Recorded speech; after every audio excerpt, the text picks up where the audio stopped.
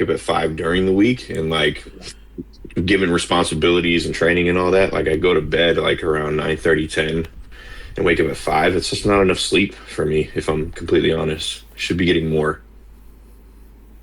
You need a CPAP, honestly. Dude, my sleep was shot the past like 2 nights, dude. I have not got any sleep. I was telling somebody the other day, I was like, yeah, I was watching my boys' podcast. They were, glazing CPAPs pretty heavily, talking about how much they've changed their lives. And I'm like, I should Madison, I've spent 2 nights in the same room sleeping with this dude last year, right? Uh-huh. We were camping one time and we went boating, and then another time we shared a room for a wedding, right? And this dude was snoring so fucking gnarly.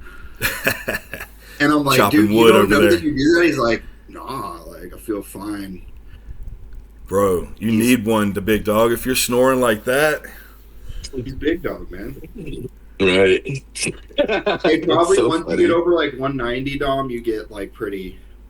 It's when I get like, 195, 200, 205, anywhere in that range. I'm just apparently just a fucking bear when I sleep. Yeah, we're definitely glazing CPAPs because they need to be glazed.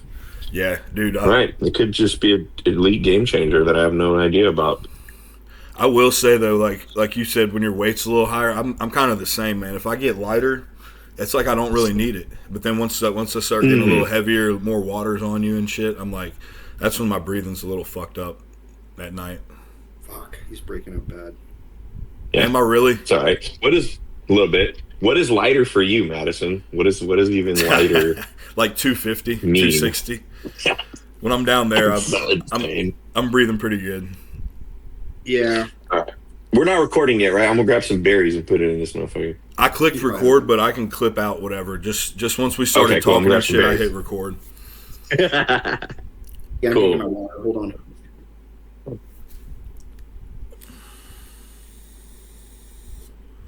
Yeah. Frozen berries. That's the move right there. Gotta have them. Gotta have them, dude. It's funny because a lot of people don't believe me when I tell them that I've eaten the same thing for the past, 3 years or so for breakfast. Like, eat the same thing every day? Like, yeah. Makes it easy, man. Same thing. Same thing. The recipe does not change. You do cream of rice, or are you doing oats? So, I'll do cream of rice pretty much predominantly like 90 to 95% of the time. Oats are cool. The only time I've really started to really use them is in like a prep situation, like when I get backed up. Like I'll let my coach know, like, bro, the digestion is kind of going low, and then we'll switch it to oats. And that's always like got things like kick started, and like, everything will start flowing again. But cream of rice, I just handle it really well. The blueberry one from Rice and Grinds is like So good. pretty elite as far as flavors go. Very tasty. I just put the, sea salt in there, the cinnamon, stevia, and, the olive oil butter. And pretty much that's the same thing with the berries every day. You put butter in it? Yeah, that's the fat source that I use, the olive oil butter or the Irish butter. Nice. Legit. It's so good. And then if you're, for a protein source, like if I'm going to do eggs, then I'll just do less butter. You know what I mean? Nice. I just usually do eggs. Right. That's Eggs, normally chicken, and then cream of rice. My fat source for breakfast. I just do some whole eggs.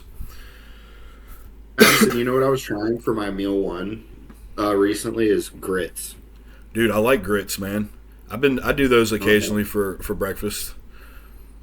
Yeah. What brand of grits? When you say, I've noticed you've been saying grits, but what are you actually eating? Hold on, it's right here. What's the Yeah, show me. Sean always has the great finds on like different grocery outlet, just gems. No, I don't know. I where knew I it was got going to this, be a honest. different This is brand than fake. I'd ever heard of. Albert's. Just quick grits, enriched hominy. It's probably got crap in it, right? It's fire, or It's not tolerable? the best. It's kind of got like a gritty, almost metallic taste to it from the hominy, the corn. I'll take it. Yeah. But it's kind of voluminous. Like it's kind of a lot of bang for your buck like oats. Do you? So yeah, if macros wise, it'll blow up to something nice. Yeah, and you can make it savory too, right?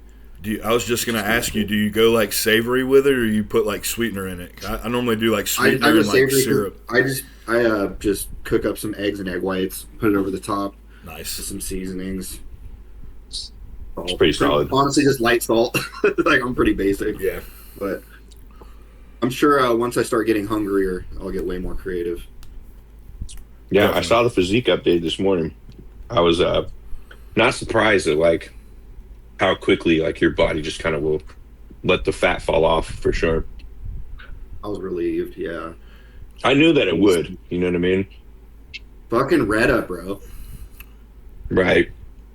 Hey, taking a break from it is like the best thing I ever did, Madison, because that shit is hitting me hard. What are you dosing it at right now? 2 milligrams every 5 days. Okay, nice. Which, I'm right there, Hey, close I've to heard- it. I'm doing one Yeah. Monday, one Friday, right now. Yeah, sort of. Yeah. But yeah, I think the one-time dose, like, it just hits super hard. Yeah. You know? I've been seeing a lot more people say to not microdose it because you actually might sensitize more to the GLP in your like the GLP in your body, the reaction or whatever. Kind of like you can get like overstimulated with IGF-1 if you use a ton of Increlex. Same effect can happen with the GLP-1 just from microdosing daily. So actually Dom Super Slice was saying it today. He was talking about just doing a bolus dose or at most splitting it up twice in a week. I was like, that's pretty fucking interesting because I would have thought to maybe microdose it for a better effect, but Yeah, I tried that. I did daily dosing and prep, and I just felt like it didn't work when I started doing that. yeah, when I tried it the one time, I didn't get any appetite suppression or anything. I was doing like 250 mics a day, and I was like, fuck it, Yeah, milligram a day. I just switched it to the one more bolus dose and got way better results. You guys ever notice that even with GLP-1s, that hunger signaling curbing that you're getting from the medication, right? That it's selective based on what foods you're eating. Because it's weird because like I'll feel like I'm like not like that hungry for certain foods. Yet if you put like Uncrustables in front of me, I'll dust the whole box. You know what I mean? I 100% can relate to that for sure. So I'm like, I don't know if this is actually working or if I'm just like psyching myself out. But you know, that's when like the discipline comes in and you're like, I'm just going to stick to the meals. Because you know what I mean? I can probably eat all these Reese's peanut butter cups, but I don't really want to eat chicken and rice. Dude, I'll Yeah, say that's always I gotta keep the fats down, man. When I've got them in, dude, my digestion for fats goes to shit with Retta in play. It takes forever to Really? digest some food. Like even at a milligram a week, I was doing like 500 mics on Monday and Fridays a couple weeks back, and I had to pull the fats down quite a bit just from that. It was just so slowed down from the fats. So I don't know what's That's going on wild. there. How much fats are you eating though when you say like having to dial back the fats? Because obviously our meal plans probably look very, very different. So like how many macros of fat grams are you eating like in a day? So the total for the day is like 65 grams. So it's not that high. But still that's like Not that high at all. causing a little bit of issue. So I backed it to like 30. Just doing And doing that's some like in trace meal one fats, and the last right? meal. Say that again. That's like counting trace fats. I don't not counting any trace fats. Other than if I do like whole eggs not- or something, I count those fats or beef. Well, I can't eat beef, but like the fattier turkey. When I do that, I count that. Hey, you fat. know this guy can't eat beef, bro? Say what? Really? I was telling Dominic, I was like, this guy can't eat beef. Yeah, It's crazy. it's fucking bullshit. What happens? Describe like the phenomena of what happens when you eat beef. It's I'll either throw up like the following. Most of the time, it'll like sit in my stomach, and then the next morning I'm puking it up, or it'll digest, but it won't digest all the way, and it'll cause like a ton of bloody stool, like really bad. So I don't know if it's causing like IBS or something when like I'm getting like an acute response, but I've narrowed it down to probably being like something related to Lyme's disease. It's this thing called Crazy, alpha huh? gout because it happens with pork now and beef. If I eat pork or beef, so I'm like, huh. Fucked. And it just started the past Damn. probably It's been like probably a year and a half now. It's been going on. That sucks. That's bro. a trip. It's like the Yeah. best protein ever. A nice steak is like, that sucks. Dude, I crave them part of your- sometimes. I'm like, man, I would love to fucking just maul a fucking New York strip or something. That used to be my shit, man. Hey, are Right. you gonna proceed with getting kangaroo meat? You were talking about that. Dude, I want to, but it's so pricey. I'm like, fuck. It's like $20 a pound.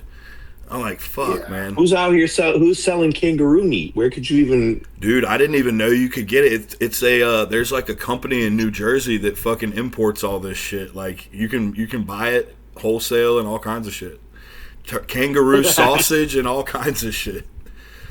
Fucking crazy. What? Yeah, bro, it's crazy. Hey, can you eat I'm like venison or elk? I think so, shit. man. I haven't tried it since I've discovered all this, but that's what I've read. That supposedly is probably the best route to go. Like deer meat, elk, and then Yeah, another you gotta cool find thing. something like Supposedly that. that blood can like cure Lyme's disease. Like venison blood carries the antibodies for this Lyme's disease. Apparently, Oh yeah, it's pretty cool. that makes sense. So if you Like- add venison into your meal plan, eventually you can have a nice steak again. That's what I was thinking. Maybe potentially it might fucking work. So let's try it out. Hey, you think you could like resensitize yourself to beef by eating like 10 grams a day and working yourself up slowly? I've thought about that the past like probably couple weeks. I've mentioned it a few times. Honestly, I'm like, I wonder if I did like one meal during the week, like just an 8-ounce burger patty or something I make at home, so I can like control everything, get some nice quality Oh, beef, and see. I wonder what Shit, would I didn't happen even there. think about the burgers, man. You can't even do burgers. Yep. Yeah, I just do like turkey patties. Oh man, Yeah, it's crazy, man. that does suck. That sucks even more now. You don't think Yeah, no you doubt. don't think about how like awesome it is till it's not there. Then you're like, man, that's like a game changing meat. Honestly, like just all the micronutrients in it's crazy. Yeah. What's weird to me, what I was just thinking about, is 65 grams of fat in your meal plan per day. Like my coach always has like added fats, and usually like on the low days, that's about the same for me. Like, you know what I mean? Yeah. And what's weird is like I've never seen any like weight gain like from like excessive like healthy fats in my meal plans. Like usually it's always carbs that will affect the scale and the look for me personally. Like if you feed me like a little bit, like change my carbs a little bit, even go for like 40 more like on like the high day as opposed to the mod day, like the separation of carbs like between my low, mod, and high is not very big. Even on like high days it's only like 320 Yeah. grams of carbs, and I'll blow up from that. Like I'll get like if I were to consistently eat 320 grams of carbs like 3 to 4 days a week instead of mod days, I'll probably get to like 210 pretty quickly. That's crazy. That's wild. See, that's like I feel like what moves the scale more for me is the fats. My low day is like 750, and then my high day is like I think my high day is 850, low day is around 750. But then if you lowered my carbs like that and left the fats the same, I'd probably drop like 15 pounds in a week. If you drop me down to like 300-400 grams.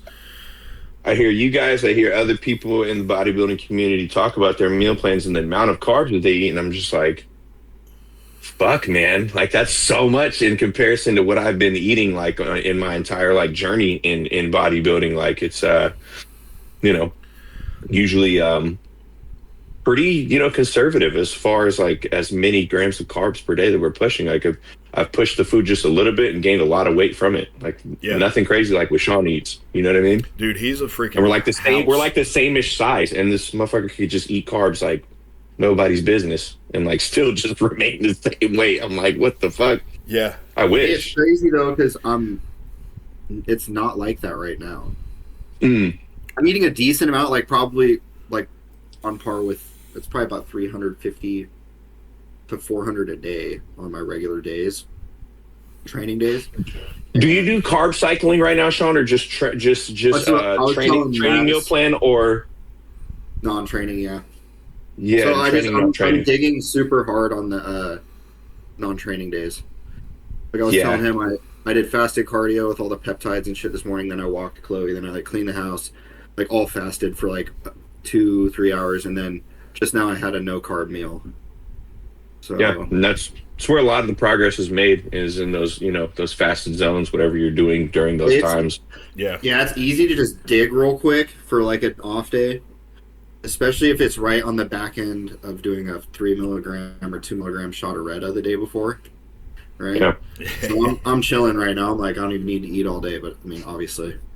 Which are like effective, like bro approaches. Like most coaches would be like, well, I want you to be, routine and do all these things at the right time. But like, having like winged a couple of days, like in prep situations where I'm like, fuck, man, it just didn't go out. And then like, I'll kind of do what you're doing. Like, I'm just going to pull a little bit here and then like cut the macros here, replace and shit, which like my coach would be like, the fuck are you doing? But it still works. You know what I mean? Yeah. So working. For sure. That's like with Nick when he's like, I won't eat carbs all day and then I'll eat ice cream at night and like it'll balance out my macros for the day. And I was like, oh, that sounds like pretty legit thing. He's like, well, it's definitely not the right way to do it, but it's a way to do it, kind of thing.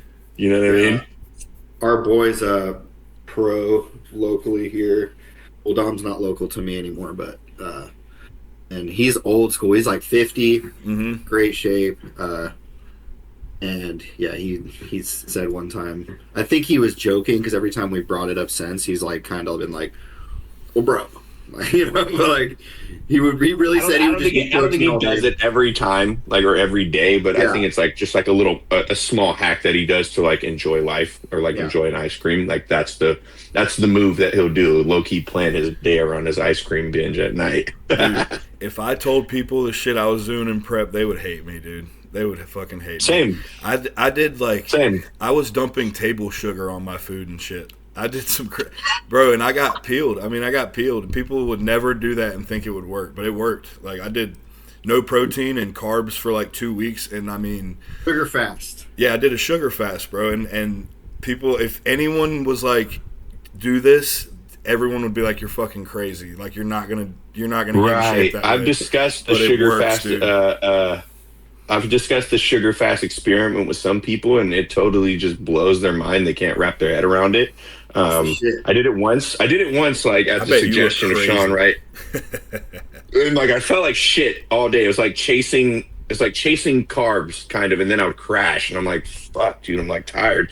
And then I eat, and I'm like, oh, I'm good again. And like an hour later, I'm like, oh, I'm fucked. And then like I just like was like, I'm gonna overload it with hella carbs and go train. And literally, the pump was like the sickest thing I had seen in like months. Yeah. I was like, holy shit. And then it all kind of like just gave me a second win, and then I like couldn't sleep until late that night. And I was pounding carbs, like juice so and sugar wired and on shit. it. You feel like you're cleaned up, but it's like a clean feeling. I don't even know how to explain Cleaned it. up. Yeah. And I lost like 2 pounds overnight after eating probably like 8,000 like calories in just sugar. Yeah. You know what I mean? It's weird. Dude. You would never think it works, but then it's like, it's crazy because you almost are turned off from the sweets. You're like, man, I just want some chicken. And you're actually still feeling a deficit. Even though you're blowing through calories, you still feel hungry and you still feel like shit.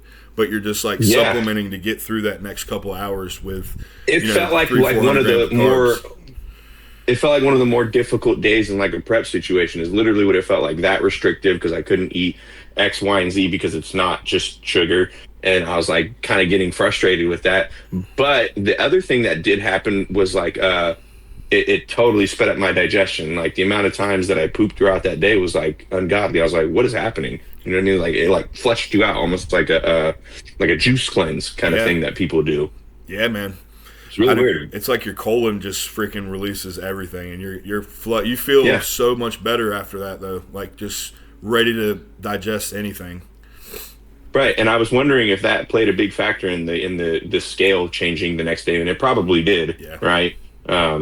But yeah, it's pretty tough. Like I don't know that it was just like that it's something that could be sustainable. Sean's telling me he's doing it multiple days in a row. I did one day, and I was like, can't do that shit. I can't do that shit again today. Yeah. I found after like 3 days, you start actually you actually go really, really flat because you don't have any nitrogen anymore. So you're not retaining any nitrogen in the tissue. So it's like another factor that really plays a role in being full. You wouldn't think about because you just think about glycogen only. But when that nitrogen's not there, you got like it's like you can get a pump, but it's weird. I don't know how to explain it. It's like very short lived. Like you can just inflate the muscle while you're doing a set, and then it just dissipates back. I wonder what health benefits there truly are, like doing it beyond like a 48-hour period into 72 hours. I like watched some videos, but like it didn't really like dive deep into what it's really doing for you, or if it is, something that even is beneficial for your health, like doing that periodically. You know what I mean? I wonder, man. I would just honestly probably from maybe just keeping your waist in check. I think that from a bodybuilding perspective, it would help a lot with that. Just like maybe every month or two do it just to keep everything, nice and tight through there. Kind of like a colon cleanse or whatever those flushes are that people get, but you're just doing it like naturally. Yeah. Be worth experimenting with. But yeah, kind of rewinding back to what you're saying, like doing some of the shit that you did on prep, people wouldn't believe. Like even this last prep, like we kept pretty much cheat meals in place. And what was cool, I think my coach kind of gave me the autonomy to just do whatever and like trusted me to not go off the rails kind of thing. So I mean, I wasn't like sticking to like burger, fries, weigh your fries. Like I was like, I'm not going to be a weirdo today. I'm going to eat my low cal meals, you know what I mean? And then at the end of the night, we're going to finish strong. You know what I mean? Like, we're going to finish strong and it's going to be fine. And every week we would just still see progress and be like super full Monday and like kind of carry through the week. And then you would just see it all fall off by the time the next check-in came at the end of the week. Like we're down 1.5 pounds, you know what I mean? Again. Sean was saying you did like you were doing like crumbles and burgers and fries here and there and every week and all the way through pretty much. 4 weeks out, I had pancakes and French toast in the morning with a nice like scrambled. I'm sure there was a shitload of saturated fat in that meal. And then I ate the rest of my low meals for like 2, 3, 4, and then 5. I ate burger, fries, and like a crumble cookie and a half. Nice. Didn't really, you know what I mean? It's not like that big a deal. I mean, the way I explain it to a lot of people who aren't familiar with like the things that we do, it's more like, if you're eating 5 to 6 meals a day, it's anywhere from 35 to 42 meals in a week, right?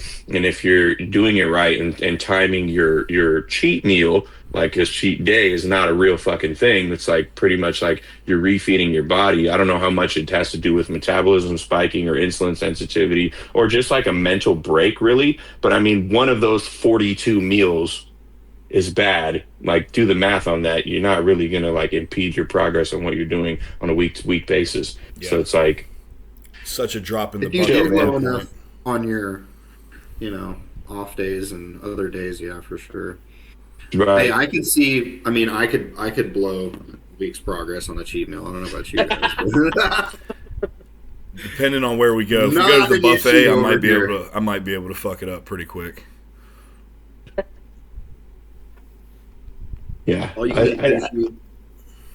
I use some discretion, obviously, because I know that like I'm like going to a national show, right? But I mean, I would implement the cookie, like you know what I mean. Like that was the highlight of the meal, right? Like that's the fucking. I need my $5 crumble cookie. You know what I mean? And then 2 weeks out, we stopped doing that shit, and I was like, well, let's really like focus and like bring the best package that we can.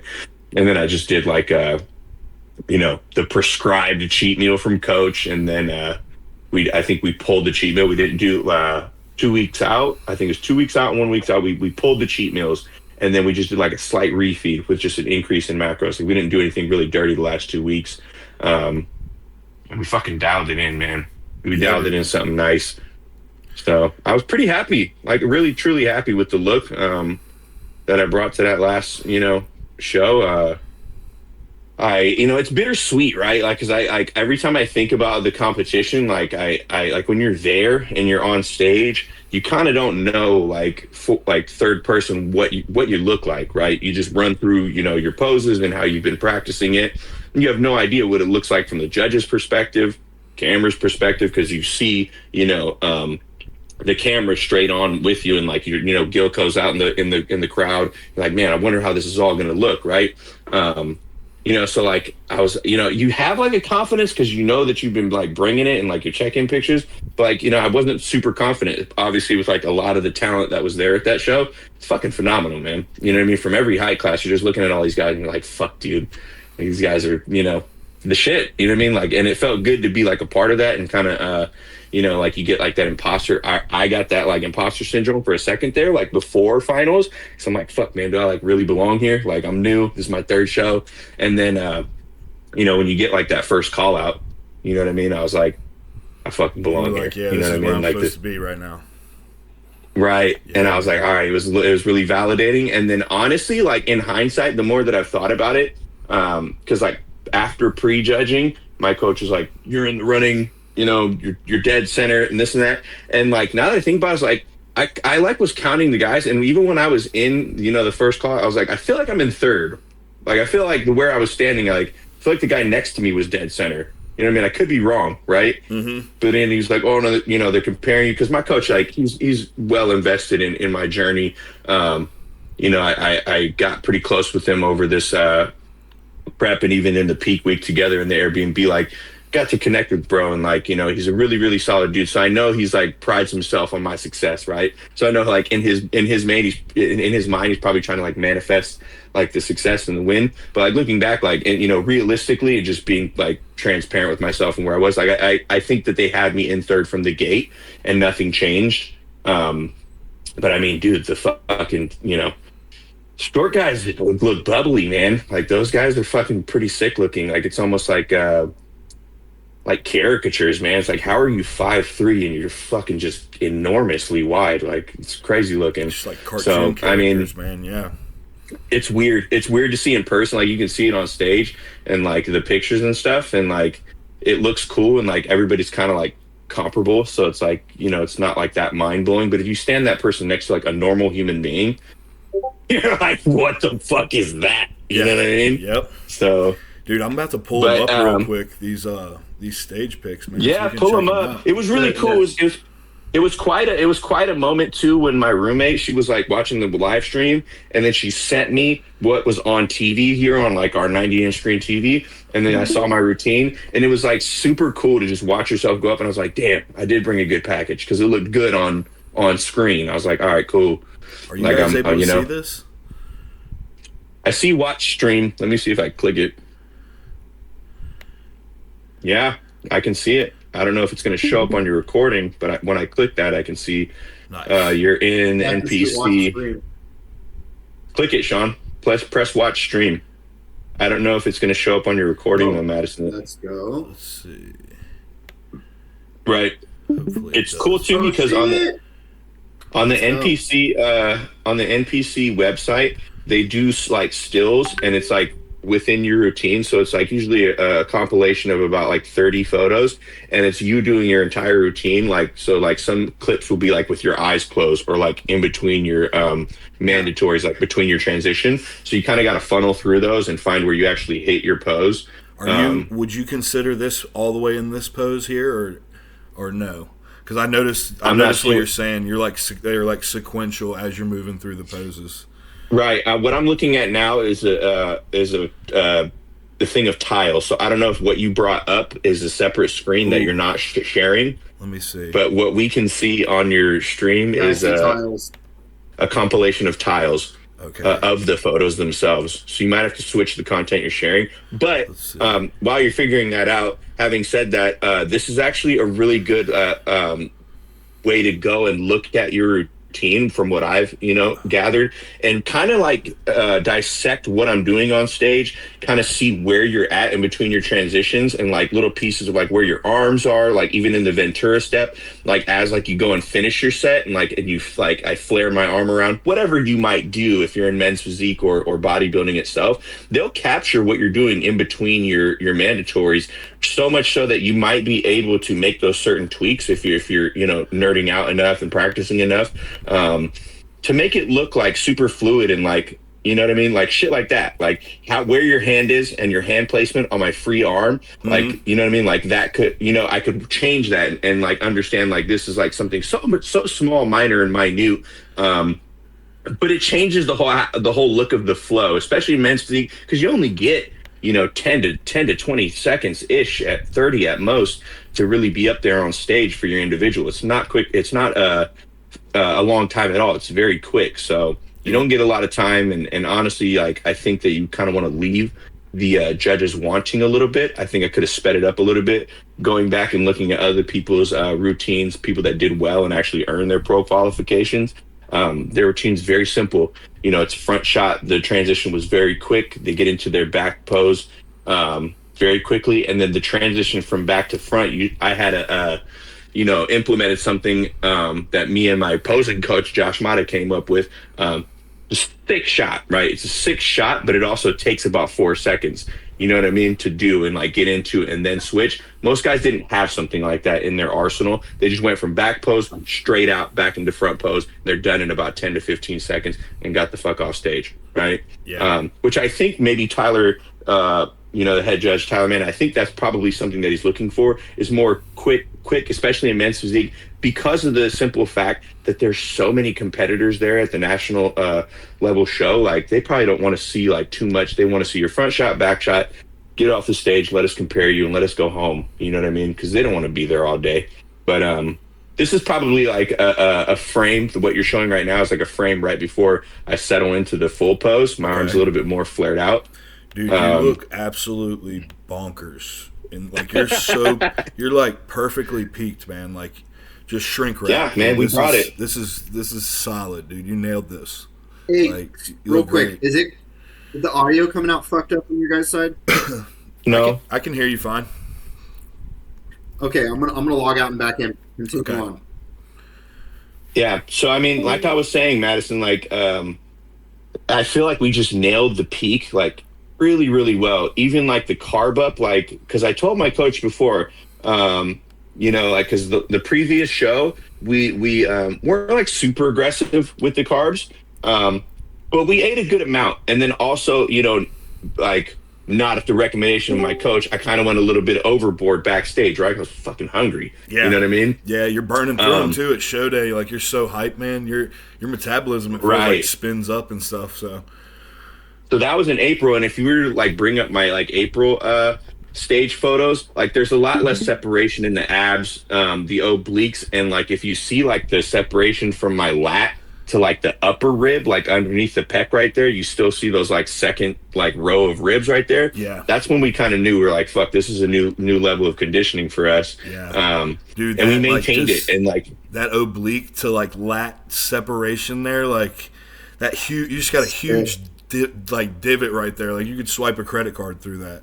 That looks insane, dude. That's dope. It was really good. It was pretty gratifying, like, to know that, like, this is like the type of conditioning that we can achieve.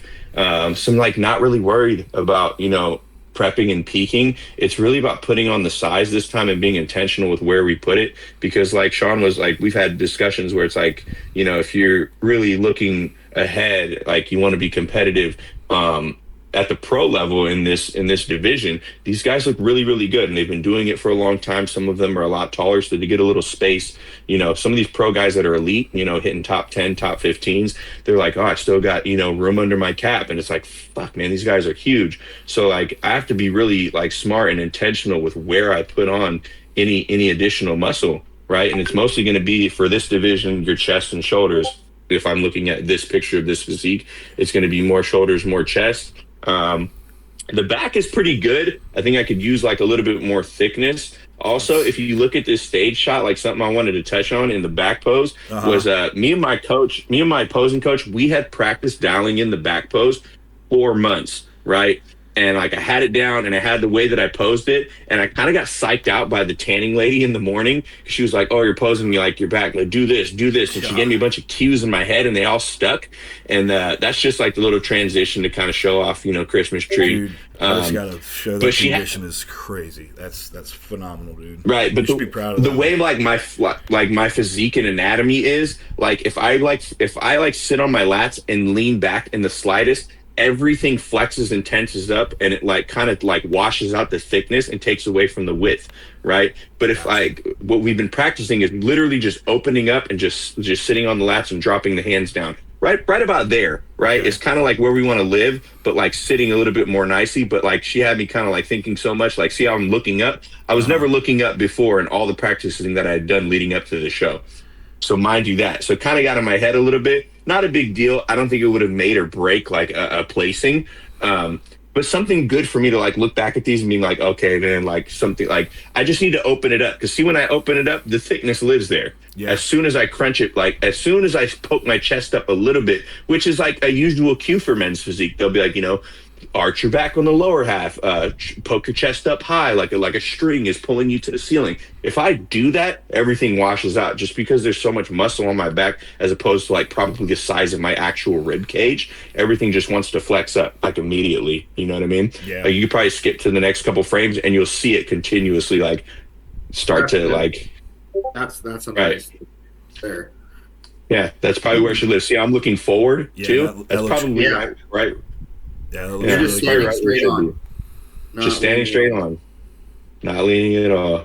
Lean. Yeah, I think that really gets- it that get- little cue, man. That changes that pose totally for you, man. That's Mhm. crazy.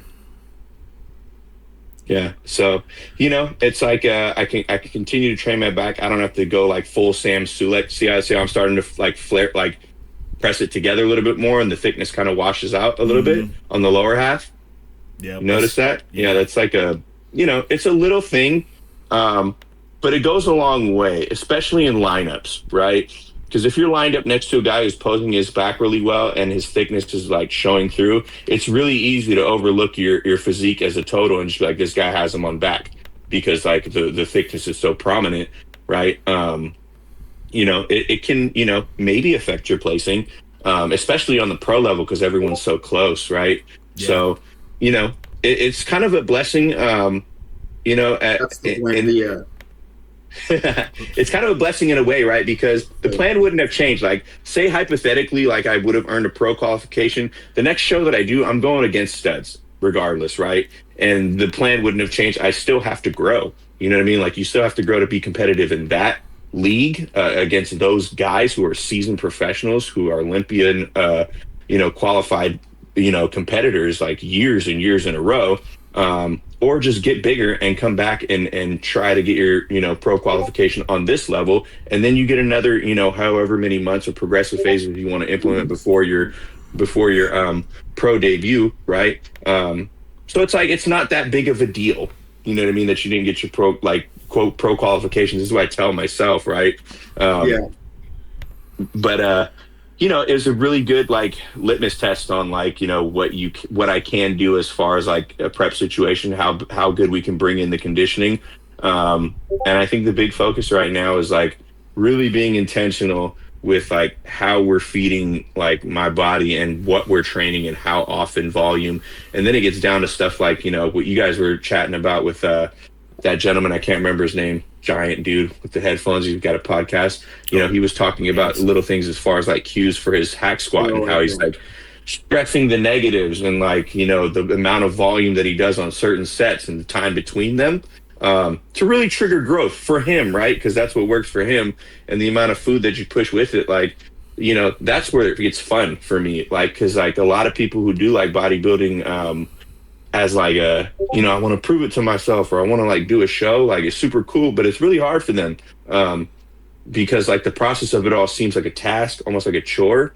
And like when we get down to that nitty gritty shit and like we're in the gym and like really trying to focus on training and like left to my own devices, like that's the shit that like really brings me joy. Like if I'm in the gym and I'm like hitting certain amounts of volume and like in between sets and I know that I like did better than last time on whatever training day it might be, like that shit gives me the most gratification. Like all the end shit is like a byproduct, right? All the like little stuff, like the science behind it and supplementations and different things like that. Like I'm glad that I have a coach. I'm glad that I have a best friend in Sean who like nerds out and like learns more shit than I ever would take time to do because that shit's like, that's like a chore for me. But the actual training and like meal stuff and everything else, like that's like fun for me, bro. Like I just enjoy doing it. So that's how I know like it's something that I could like continue doing if my body holds up, right? Yeah. Oh yeah. Well, that's what's gonna get you there, man. I feel like that's what's got you where you're at now. Is you fucking love it, man. You love the process. You love the part that a lot of people, like you said, that's the hard part for them is eating the meals, and the training is a chore. And it's like you probably found the gym and shit and enjoyed the training before anything else. And then you're like, hey, if I eat this way, I can change my body. If I take these supplements, I can get a little better result. And then you kind of fell in love with that whole process too. But I feel like a lot of people that just start with that love for the gym first and like the training side, it's easy, man. It's second nature after a while. Yeah. And like, it's hard to like say that like with a straight face to some people because like I don't want to discourage anybody, but it's like I also wouldn't say like it's easy for me, but it's just like an easy process of doing a hard thing. Yeah. You know? So yeah, I fucking genuinely love it. And yeah, I was like really amped to get back on that stage again, whatever it looks like. I just kind of like don't want to choose the wrong show. Not that you can do that. I just don't want to waste like a peak. You know what I mean? When I could have been using it to like possibly leverage whatever, you know, progressive phase I'm in and like get more out of it and like use the time wisely. Like what's the rush, you know, to get like a pro qualification? You know what I mean? Like I'd rather just like utilize the time wisely this year and like progress the physique underneath all the body fat and water retention, whatever is going to. What are you trying to progress like right now? Dog, chest and shoulders. Like it's just like slow going for me. It's almost like I gotta feed it like so much because like how you talk about with your legs like being so greedy and like hogging it up. Like I cannot train like back and just train chest and then like my back would just be juiced up, bro. And I didn't do one back movement at all. It's like pretty annoying. You know what I mean? It's like fuck, man. Like it just wants to eat up and hog all the food that I eat. You have a good chest though. You just need more effort. But right. The musculature, it's already very thick and like good shape. Yeah. I can relate to the back. I think that I'm the same way, dude. Right, I've had to pull mine way down because it's like, dude, even that 6 sets a week right now, it's like it still feels like I'm doing that, and it's like the just the amount I'm getting pumped and just how like stimulated it feels. I'm like, dude, I could train my chest freaking 20 sets and it wouldn't feel this pumped and like it just hogs the nutrients, man. Like you said, it takes a lot of recovery. Yeah, what's cool is you know, I've only watched like your guys' podcast. I still don't even know what your physique looks like, Madison, but I did hear you reference like how dominant your back is. So I was like, fuck, where do I find this guy? And like, look at all his fucking photos and stage photos and stuff. Sean was saying like, how big you are. I was like, that's a giant person. Dude, I'm about to, I think I had him up. I'm about to show him to you real quick.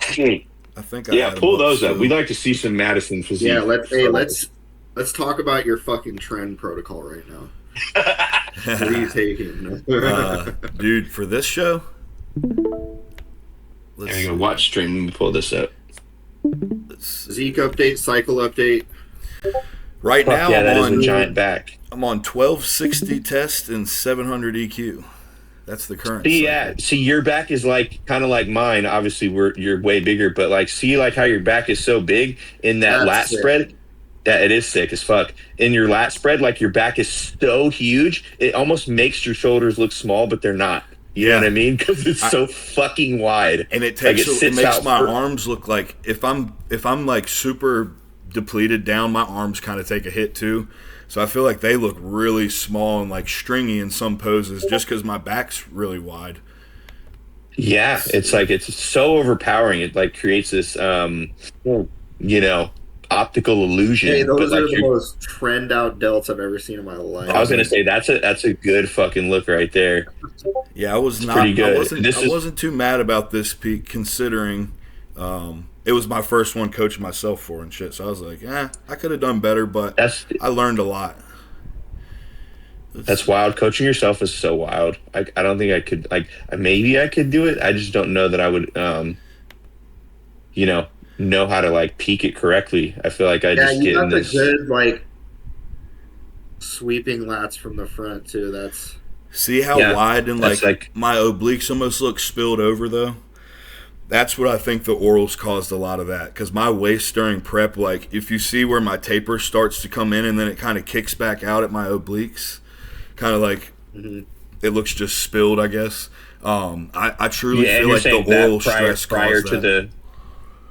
Prior to the carb up and implementing more orals in peak week, is that what you're saying? I think the orals, just from the digestive distress, I think it was just causing me to like hold like midsection water or something. I don't know what exactly it was, but like That's 2 or that 3 weeks 200 wins before. bro. Yeah, it honestly probably was because like 2 weeks before my waist was so much smaller, and I wasn't doing any orals at that point.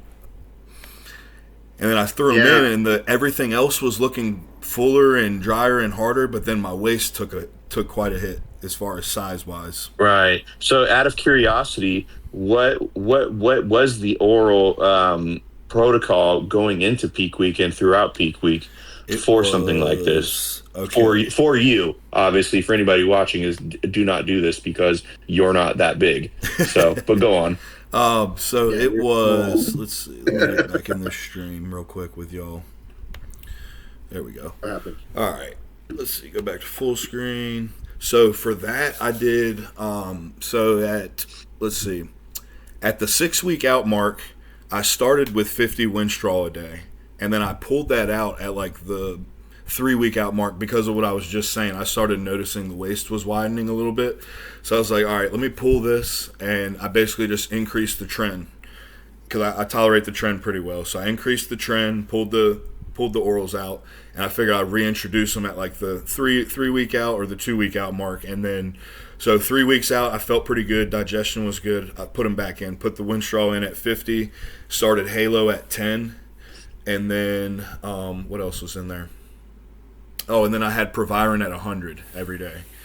So that started there, and then, let's see, 2 weeks out, I started with 100 Winstraw, and then it went up to 20 Halo, and then the Proviron stayed at 100, and then a week out, it was 200 Winstraw, 40 Halo, 150 Proviron, and then that was it on the orals, I believe.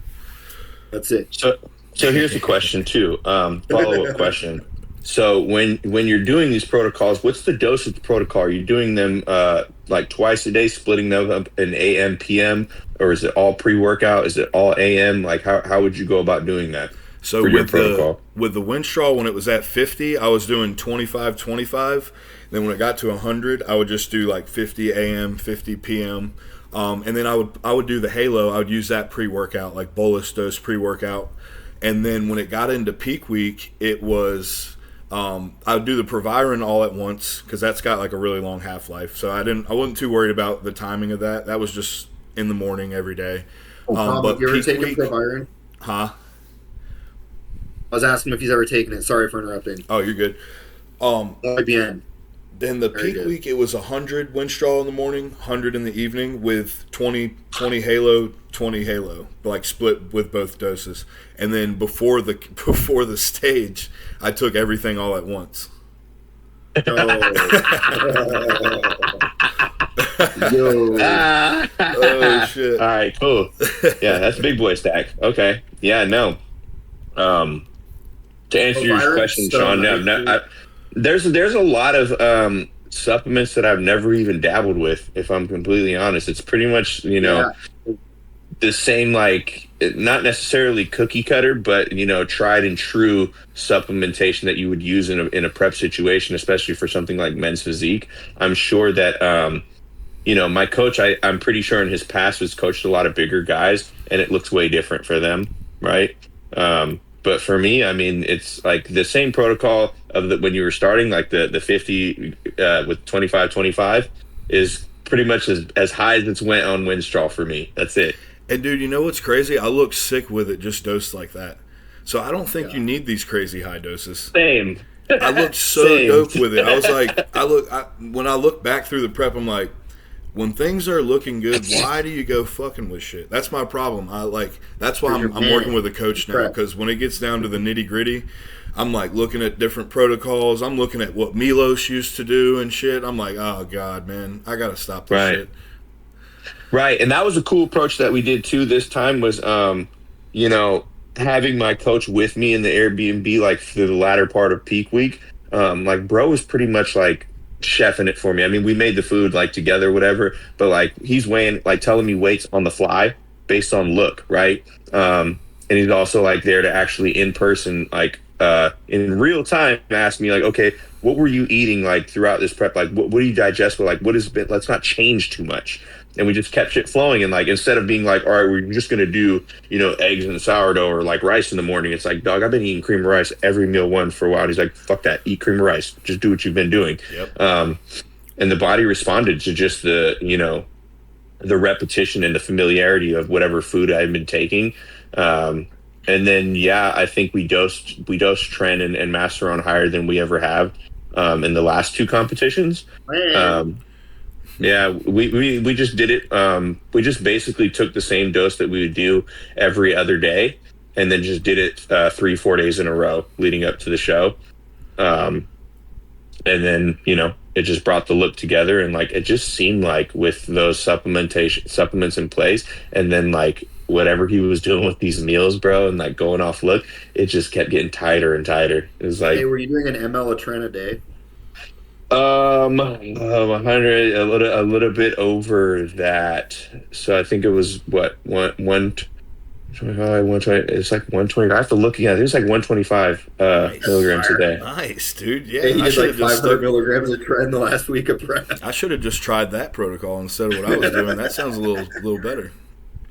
Hey, it was pretty cool. It made him feel good. I bet, dude. Did especially that last week when you're like so depleted and shit, you need that little boost. Yeah. And what's cool is we didn't have to even like because last show, dude, I depleted super hard, and like Monday, Tuesday, Wednesday, like I was going hypo like every fucking day, and then finally like I like got like dug out of that hole, and we were like feeling all right. This time it wasn't like so bad. We just like took away like pretty much the refeed meal. We didn't refeed the week before, and then we just kept it moderate days in a row, because I'll just fucking get smaller off those like immediately. And I mean, I was fucking hungry as fuck, but it's like, we dug through those like workouts, and when the final like Thursday or Wednesday like pump workout kind of thing, whatever the fuck day it was, I was just a new human being, you know what I mean, by then, because then we're like actually putting like carbs back into each meal. It's like getting close to like what high day numbers are for carbs for me. We didn't like go overboard. Like we didn't need to do like 200 grams of rice each meal kind of thing, which we've done before. And not saying that it didn't bring about a good look, but it's just like, why go crazy on it? Because I was telling him like I'm over here like off a moderate day, after meal 2 or 3, I got maybe 150 to 200 grams of carbs in me, not even that much. And like the pumps are fucking insane right now. Like, how much do we really need to feed this to get to that full aesthetic look? I don't think we need to do anything too aggressive, and we didn't have to. Yeah. It was nice. I honestly feel like that's the best way. Like, don't do anything aggressive, like try to overfill or change sources around or anything. Just find like that, even like 80%, I guess you could say, and then that's like the safe bet versus trying to go for like the full. I wouldn't say 80 for a national show, probably like 90% or something, 95. But like, don't here's try a question. That extra here's little. A question crazy. that you guys. Here's a question for you guys. You guys probably have the answer to, right, or at least some sort of experience with, right? So I was talking with a guy that I know from the fitness center at my job, right? And he was talking about how he used to do bodybuilding back in the day, and he's been X amount of pounds, and the glory days kind of talk, right? But he was saying like asking about like implementing like insulin like day of, like with the carb up for like a show, and like if I did that. And I was like, no, I've never done that, and I've actually never like taken insulin on a regular basis as a part of like a protocol in a progressive phase anyway, so I don't really know too much. But would like using insulin on a show day even be something that would be worth doing? You know what I mean? Or what kind of look would it even bring about? How many more carbs could you even leverage, and how much more full could you even get? If you're like Derek Lunsford. I would say, me personally, the only way I've used it was like in the peak week, in the week before, to get, because I kind of over depleted a bit, and then I just needed more food to stick, so I've used it that way. But on actual show day, I haven't used it. But I feel like if you knew exactly what you were doing and you didn't overshoot on the insulin dosing, you could probably get a really crazy look if you timed it perfectly with like when you're going to be on stage and stuff. But that's going to be some precise timing for sure, because then if you overshoot, you're going to just start sweating everything out too, like while you're posing. Insulin's a watery ass look, I think. Yeah. Does it make you like sweat a lot too? I guess my only thing is if your blood sugar started going down too quick, like while you were posing, because you know how once you start posing, like your blood sugar starts going down pretty quick. I've been in a regional show. I've been in a regional show and I saw this guy. He actually took first place in his class. I don't think he got the overall. It's a while back. I think it was at Ryan's show, Sean. And it was a heavyweight, a bodybuilding, and bro was sweating so profusely while hitting his poses in the finals. I was like, what the fuck is going on? Like, you know what I mean? So much so that, like, the person who was, like, the presenter for the awards came and, like, as a joke was like, dab, dab, dab with a towel. And everybody, like, kind of laughed in the crowd. But, like, bro was, like, dripping sweat. And I'm like, how is he so sweaty? Like, you know what I mean? Like, I know hitting those poses are hard, but still, like, he's, like, sweating profusely. And I'm like, what did bro fucking take backstage? Because that's crazy. That sounds like insulin. Or that, too. Some Tren. Way too much Tren. Yeah. I'm honestly so dry on show day, it's hard to sweat. It's like, I try to get that dry. I mean, anyway, you know. The night show last one, I did sweat, like, right before I made it through all the posing rounds. It was like, they worked the shit out of us. We went, like, 4 or 5 rounds straight. And then at the very end, I started sweating. And before they gave me, like, the trophy and shit, they fucking toweled me down before the picture. But all day, man, I held it together. So I was like, the first show I did, I started sweating as soon as I started posing. This one, though, I was, like, dry, didn't sweat or anything, so I was peaked a little bit better. Yeah, they work out the bodybuilding guys in the lineups pretty tough. I was watching, definitely, like, fanboying at it, man, because there's some, like, elite competitors there. I was like, fuck, dude, like, this is the 4th run through. I was like, and they're like, all right, gentlemen, front relaxed again. I was like, damn, they're going to do it again. And these guys are like... Oh, and that's like, the worst when they're like front relaxed. That's like you got to pull the waist in and everything. You're breathing hard, and it's like fuck. You got to. Oh yeah, they're doing it to him again. Like side chest, side tricep. I'm like, damn, these guys got to be so fucking gassed at this point. They've been up there like for like 7-8 minutes already, dude. Dude, Madison, how do you do a front relaxed with a vacuum? Yeah, I do. I pull the waist in. You can do it too, pretty well. Huh? You can do vacuum pretty well. Yeah, I got pretty good waist control. I do like a lot of like transverse training and stuff like. I really don't even train abs. I just do core like transverse training, like dead bugs, vacuums, and stuff like that. And that's about it. Really. Dude, I've been training my abs just for a week on this like weighted like crunch machine. I guess you like sit in it. It's got a pad at about chest height, and you just kind of do crunches with it. And they're already so much more like popping through my skin all the time. I remember that picture you sent me the other day. Like you were in the posing room. I think your abs looked crazy. They were definitely popping out a lot more. Yeah, I mean, I'm like angling, like leaning back over the light and shit. Like I would never pose like that in real life.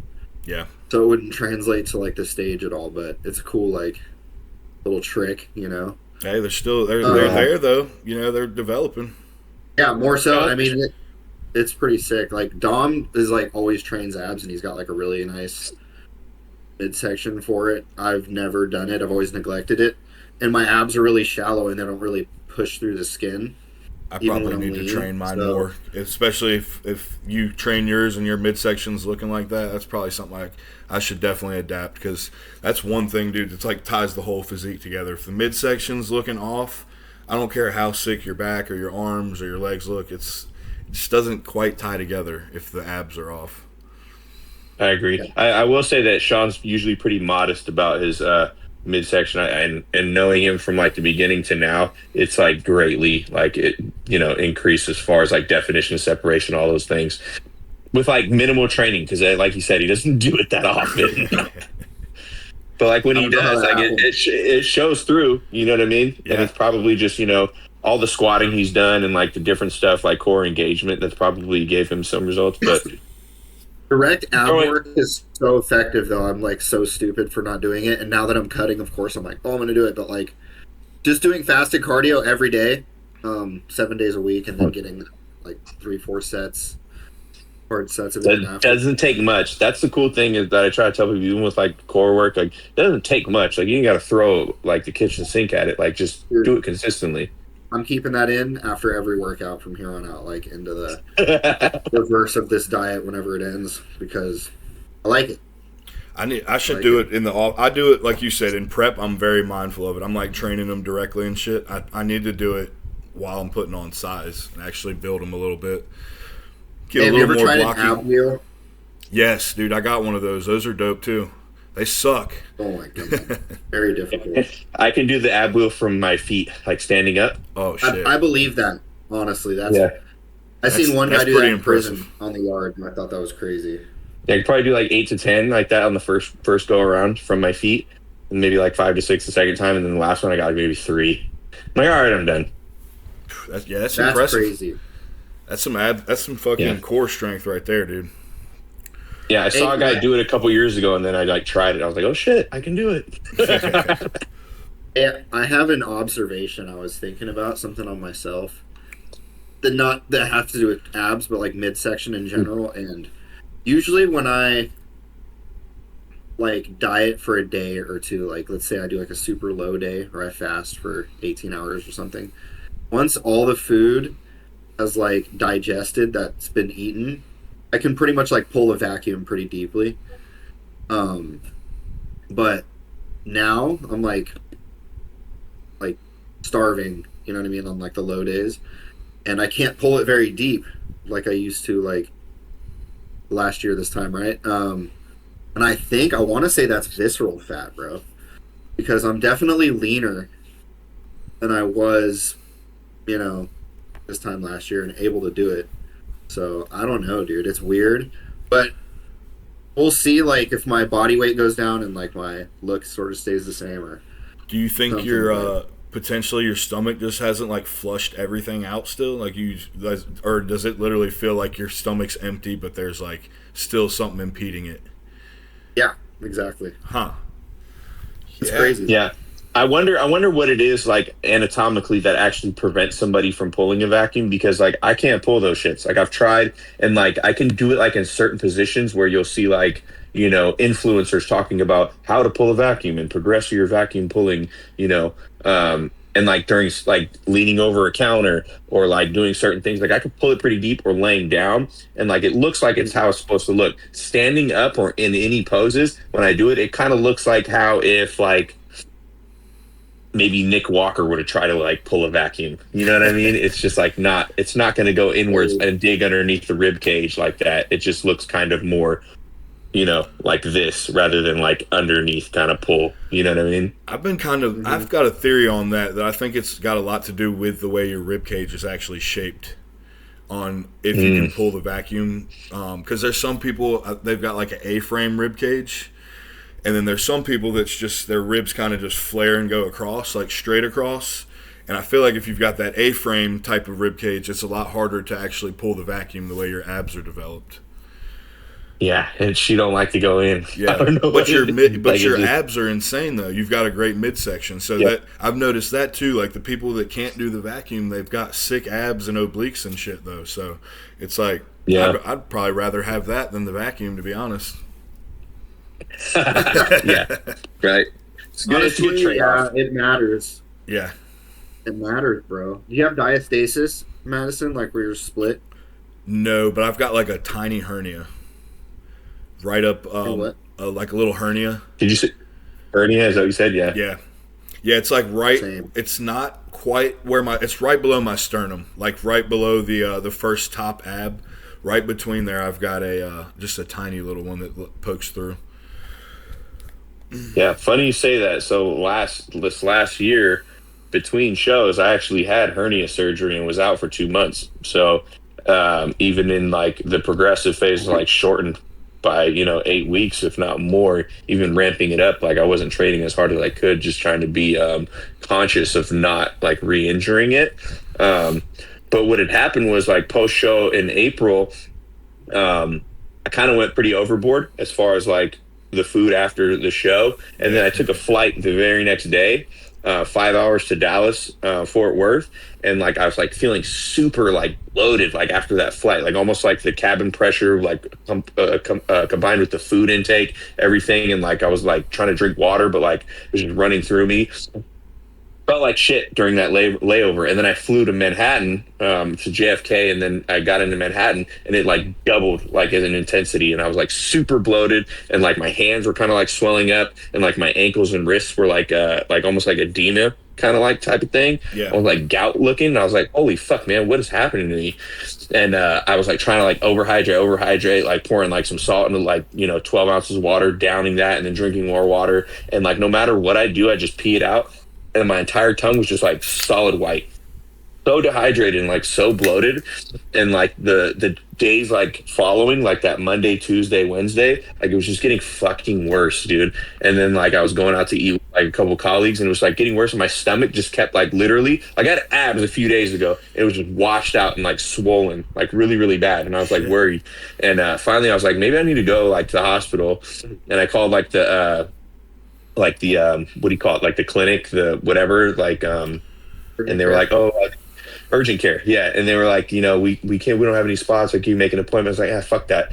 And I found like one of those like peptide clinics, and they were like, yeah, you can come in and get like a electrolyte bag, and like we'll get you rehydrated. And they gave me 2 bags.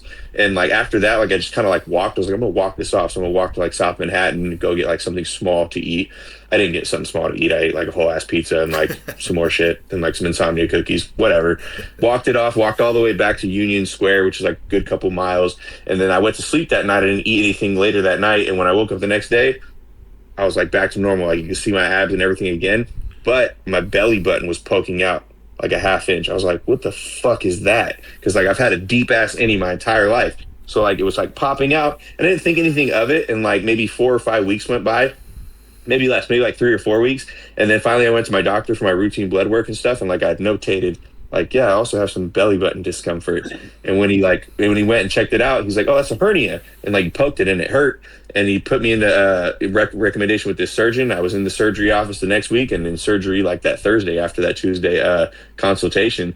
And like, yeah, they fucking put it back in. Like that was pretty painful and like really unexpected surgery to have, like off something so stupid. But previous injury, probably with like something that you have where it like pokes through a little bit, like that I didn't notice. And then like I like totally, magnified the situation with the shitty eating and the flights and just kind of not being smart with what I was doing post show.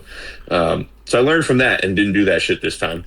It's like we're not gonna have that same bloating situation going on. That's crazy, man. Yeah, that's crazy. So do you have the mesh in there now to like put it back? It's like the mesh wire. Yeah, you can see like if you're familiar with like Jeremy Potvin, he actually I believe had like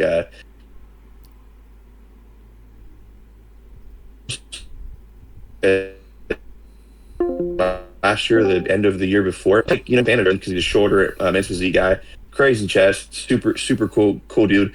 But he had the same type of surgery, obviously not to put a mesh in for a hernia. He had like obviously something else, but the same style of surgery where they go in three inserts, which I got the 3 scars just like he has. They go in there and they go underneath your abdomen and over your abdomen, place like a mesh, and then 3 spots where they go in, and like you're just kind of left with these 3 scars there, which I was like, man, that's gonna fucking look really ugly on stage. You can't even notice it. You know what I mean? Like if I didn't tell you, you wouldn't notice it. Yeah, I couldn't tell at all. Like any of your shots or anything. Had you told me you had a hernia, I would have never guessed. Yeah. So that also kind of gives me a lot of like confidence going into this year, and like the progressive phase. We're running a health phase right now. We're just going to keep things nice and moderate, probably just hang out around 185-ish to 190, somewhere around there. And then just grow out of that once everything looks good on, paper, blood work comes back good, which it usually does. Then we'll just throw some food at it, bro, see how big we can get. Yeah, man. Dude, I wanted to ask you, so like when you're going into like your health phases and stuff, do you come all the way off? Do you TRT? Do you TRT plus? Like, how do you do that? So usually it's just 175 a week of just test with some sort of HCG. I've actually been experimenting with something called Kispeptin recently as instead of HCG, because it's like will promote LH production without like also like affecting estrogen levels, right? And that's like been pretty beneficial. But yeah, it's just the basic TRT protocol that you would get from like a clinic, right? But I go through my actual primary doctor and like get my shit from CVS. And when I do my blood work, I give him blood work based on that protocol, right? Because like he knows what the fuck's going on, you know what I mean? Like, and I'm not going to go in there and give him like 4,000 nanograms per deciliter test levels, and you're like, what the fuck are you doing? You know what I mean? So we'll do that, and anywhere from 4 to 6 weeks, 8 weeks, if you really want to take a break and just like do it that way. I mean, you can do it for extended period of time and just have the longevity and just like live like a normal person, but obviously doing what we do and trying to be competitive. Most guys don't want to take that long of a break, and if the blood work looks good, to just go right back into whatever progressive phase of whatever you're trying to do, right? You know what I mean? So as long as you got the good blood work, your liver, your kidneys, your heart's looking good, you don't have fucking viscous ass blood, like you should be good to fucking get after it, and also maintain that same responsible approach even in the higher levels of supplementation. Like that's when you should really just be like, I feel like it's always been like cool because I'm pretty consistent with what we do, and like really like am mindful of like the titration. My coach is like pretty conservative with stuff, and I've seen a lot of great results, so like I have a lot of like levers to pull, so to speak, right? Because like Sean was saying, like, have you ever taken Proviron? Have you taken that? There's a lot of stuff I have not even dabbled in. Yeah. Right. So like I wouldn't even know how my body would respond to half of these things because like I've never actually really tried them. I've never actually done like a consistent progressive phase, like implementing insulin and like overshooting the carbs for the reason of like trying to like localize muscle growth. It's some things we might try this year. We'll see. I'll talk to my coach. You know what I mean? But for now, I'm trying everything right now. For now, it's 175. Madison, it's I still have a little bit of growth hormone in place. Nothing crazy. Nice. When you start up, do you leverage mostly tests, or do you lean on anabolics more, or sprinkle a little anabolics, majority tests? How do you like to do it? Or your coach? When you say start it up again, you mean like into a progressive phase? Yeah, like when you're ready to ramp things up. So usually it'll start something that'll mimic like almost like a 1-to-1 ratio of like EQ and test. Okay. Is like where the starting line is. The orals can come into play like after like you kind of like let all that saturate. We might throw in like Anavar. That's kind of what we did last time. So I respond pretty well to that. And yeah, I mean, he suggested like Primo, things like that. I've never actually done like Tren at like a higher dosage. I do know that like towards the beginning of the last progressive phase. Yeah, towards the beginning of the last progressive phase, I did do you guys were talking about the 10 milligrams a day Tren protocol. Yeah. Like I did utilize that for like 3 to 4 weeks to kind of just kickstart shit. You know what I mean? Especially for the main fact that like I was kind of still injured, like a little bit, and not really going like 100% in the gym. And it kind of helped. It kind of like helped kicks things off, and then I kind of ditched it and just went like with the test EQ protocol with the Anavar, pretty much all the way through, just titrating up the doses as the months went on. Nice.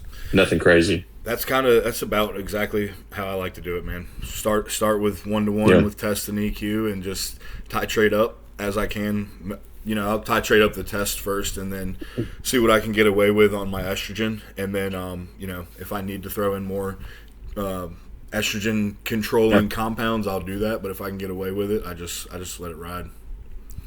Right. And what I've gathered from a lot of like bigger guys who in the bodybuilding scene, like, and who are doing progressive phase, what I notice is like they'll do the smart thing and get blood work like in the middle of their progressive phase, right? Just to see where their levels are at and how far they can take the titration up, and like the 1-to-1 becomes not so regular, because then you can like push one up farther than the other. Or sometimes for some guys I've noticed like they might do like a lower test dosage per week, or vice versa, whatever, because everyone is kind of different, you know what I mean, as far as like their E2 and where it goes when you start dropping shit in the mix, and like some other things affect guys a little bit differently. And like with the trend too, like I did like enjoy hearing you guys converse about how differently trend affects like just the three of you speaking about it, right? As opposed to like other people that I've met too as well. Like some people just fucks with, and like you, Madison, like I can handle that shit at high doses. Like I said, during that peak week, I felt like a fucking god, and I wasn't like freaking out. I wasn't like not sleeping. It wasn't like sweating or couldn't, all those things that people talk about, like that happens to them, that phenomena of all those side effects like happening like within like 50 milligram changes of the dose per week. And it's like, you could throw as much as you want at me. I don't think I'm gonna like experience any of that shit. It's just weird. That's kind of how I am with it, man. I went into it like expecting all these negatives. Like, oh God, I was almost scared to even use it when it was put in my plan the first time. And then when I took it, I'm like, man, all these like negative connotations you hear about it, I'm not experiencing it. Like, I didn't have the trinsomnia. I wasn't like aggressive or anything. I felt, like positive almost, just in a good mood. Like, you get a little dopamine spike, I guess, from it. So, I'm extra chatty at the show, like talking it up with people and shit, in a good spirits. And I went into it thinking totally different, because I kind of ramped it up the highest I ever did too for this last show. So I was kind of bracing for side effects and never experienced it. I felt great. Right. Although, like, I will say on the flip side that, like, Sean has known me for a long time, and he knows, like, the kind of person I am. Pretty usually, like, nice guy. And he will say that he has seen me be a little bit more aggro, short fucking fuse at times when, taking trend, like, So, like, seeing someone like, in the third person, like, being able to notice small things in your behavior is, like, also helpful, too, because I'm sure it exists. In some way, shape, or form. But as far as like personally, like throughout my day, like on like a interpersonal, relationship with me and myself, like it's like not too much going on differently. You know what I mean? Yeah. I think reactions with other people might be a little bit different. I think I might have a little short fuse and like feel a little bit irritable as far as like I was telling Sean last time. I think I was experiencing a lower tolerance for just like stupidity or things I might perceive as being like annoying, and I'm just like, I got no time for it. You know what I mean? I'm just like, I'll just keep it moving. Yeah, your bullshit. That's about it. Shorter. Or just that's about it. Yeah, just that's about it. But the sides as far as like the sweats or the insomnia or the coughing, all the other shit that you hear with it, like I don't experience any of those at all. I don't ever get it's weird. I've never had that, dude. That was one thing I've heard so many horror stories on, and the cough. I've never had it once.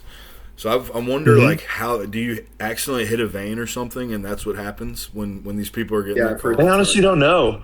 I do have a friend though. It doesn't work. It doesn't happen from other oils or something. Yeah. I do have a friend though. Sean knows him as well. He's been asking us for a lot of direction on supplementation recently, and totally not taking our advice, which is kind of the norm for people who kind of aren't committed to the bodybuilding thing, right? But I've known him before. Like I even started like doing TRT a few years back, and he was like toying around with like Winstraw and like Tren and like Test like at really high doses, just for no real true reason except for just aesthetic purposes or just like getting stronger, whatever the fuck, right? But he was having all those sides. Like bro would like stay the night at my house, complete snores, like sweating into my couch, and then like waking up like, oh, crazy, and like super paranoid and like coughing all the fucking time. Like, dude, seeing that's kind of like what you said. I was expecting, probably 500 milligrams, I think, a week, something like that. Dude, I feel 150 Tren E like perfectly. My height, maybe 220-ish at the time. So probably like 5'7", 220. Yeah. And lean. Dude, I started... And pretty lean too at 220. I started your protocol, Sean. I'm joining the crew, man. I did throw that in there as well. The Tren E. Yeah, just, what was it, yesterday? I was telling Dom, I was like, it's probably my favorite anabolic ever. It's you get all the benefit like no size, man. It's just running in the background. Yeah, I do think. Would it be beneficial in a progressive phase? Right. Okay. I feel so good, bro. Like it's like exactly the opposite of what I thought it would be like. I'm just like very motivated. That's how I've like, always. I feel felt very dopaminergic, I guess. Just like wired on hella dopamine all the time. Just feeling good. I want to see how it muscle building approach with the food being higher though. I've always used it in a deficit, so now I want to see like what's going to do with some extra food. Well, I'll be watching your progress because I'm curious to know how effective it is in like an actual muscle building scenario, because I know that it's great for muscle retention like in a prep scenario, obviously, right? Mm-hmm. Especially in a depleted state, but it's like how beneficial is it really like when you're like really pushing food? maybe it's fucking godly. Who knows? I guess we'll find We out. were discussing this like last time we were on here, and I asked him, I was like, "Do you guys think trend's actually like more anabolic?" And we all kind of agreed, like, yeah, it is. It's just like most people can't tolerate like taking it long term to like reap the benefit of it being anabolic. And like, if it's like this, I could do this for however long I need to. Here's the question. So obviously with a different ester, what's the frequency of dosing? It doesn't I'm doing change it every other day. I'm microdosing it every day. Yeah, I still do the daily Which with it isn't too. Yeah, it's probably the smartest way to go about it. Hey, I was telling Madison, like, when I first introduced it, I did like 4 days worth of, I like front loaded it. So I took probably like 100 megs in one walk with like, I don't know, 300 test and some EQ. And like, I was up all night, like, very wired. So I told Madison, I was like, I think it's acetate. And then I think it was just a fluke because every night I've had great sleep. Yeah. Yeah. Which I can generally sleep on trend, but like I don't feel as like just on edge and like aggressive and grumpy, you know. Yeah. I get that from like any dose of Tren Ace, honestly, at this point. Yeah, it's a little. I guess maybe because it's like more volatile. You're getting those spikes and stuff and drop offs. Something. It feels like honestly, if I didn't know it was in my stack, I wouldn't guess it was Tren. Except for I may suspect it at the gym because I'd be like, God damn, my delts look crazy. You know, there's like a look, bro, that comes from. Yeah. They get that like extra just round. I don't even know how. It's like Bro, a very pronounced roundness that they have. I got it like day 2 from being on Tren and Anthate, which I was like, no way. But it's just been getting better and better every day that I train. Right. It'll be super cool to see you guys going in different directions in goals right now using the same compound ish. Yeah. Yeah. What's I like it so far. What's your plans, Dom? For I know you kind of said you wanted to just like take it slow and progress the physique and stuff. Do you have like a goal in mind for this year, or is it just like progress until you see it's time to pull back?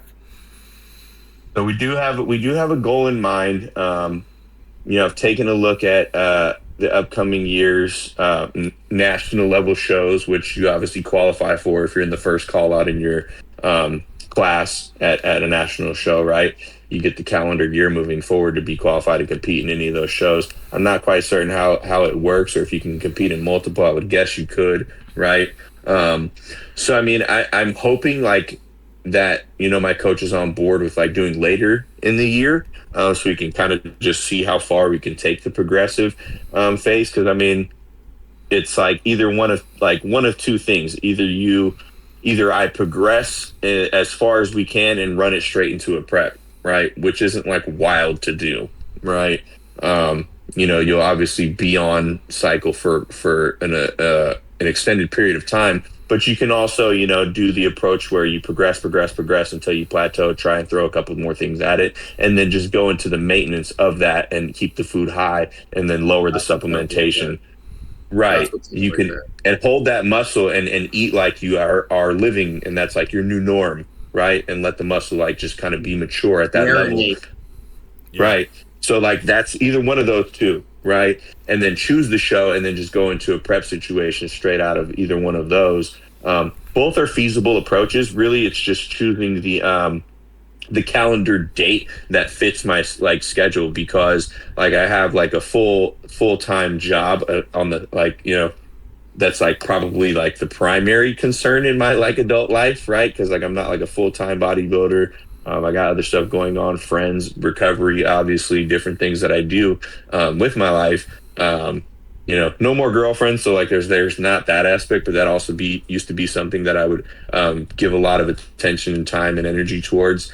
So that's not there, so it gives me a little bit more freedom, but it has to fit in my schedule, right? To where I'm like, okay, I'm gonna dedicate these 3 months, at max. I don't truly need, honestly, in my experience, I don't truly need the full 12 weeks to get into shape. Usually we're pretty much almost stage ready after about 8 weeks, if I'm being completely honest and transparent.